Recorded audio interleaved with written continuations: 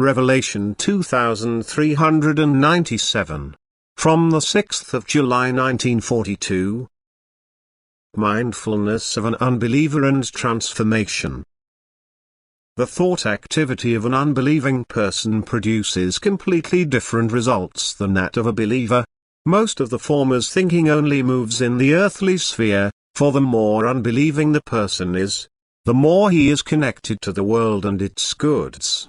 Thoughts of something supernatural are so far away from him, and if they are brought to him he rejects them as fantasy. They are also unacceptable to him, for he regards the world as a matter of course which has no other connection with the individual creatures than that man should make use of all their comforts and derive the greatest possible enjoyment and advantage from them. This attitude makes him completely incapable of thinking into spiritual areas, and such people can hardly be taught a different concept of life on earth. Their only goal and purpose remains increased physical well-being and unrestricted enjoyment of life. And yet, God does not leave these people without warnings by often weakening the body so that they recognize that a power they cannot fight is opposing them. Admittedly, they also try to explain this to themselves as natural, and then they have to receive stronger indications in the form of other suffering and misery which they are unable to banish through their own strength.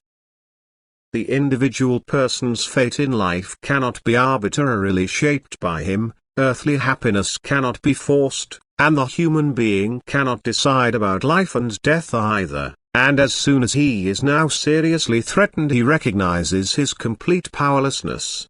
And now he plays with the thought of a higher power which wants to make itself known through this. And only then do his thoughts wander into the spiritual world, and that according to his attitude towards his fellow human beings.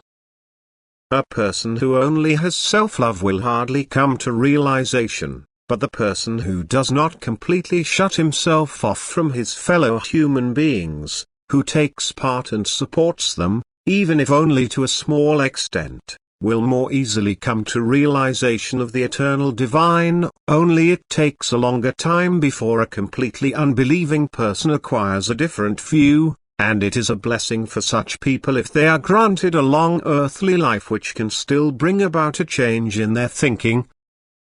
For as the body's strength begins to diminish, the desire for the world and its goods is also on the wane, and then the beings of light seek to find entrance and have a mental effect, and the will to reject is no longer so strong.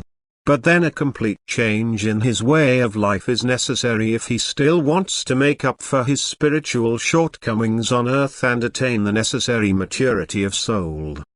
God's help is available to him at all times, and the human being can do anything if only he wants to. Amen.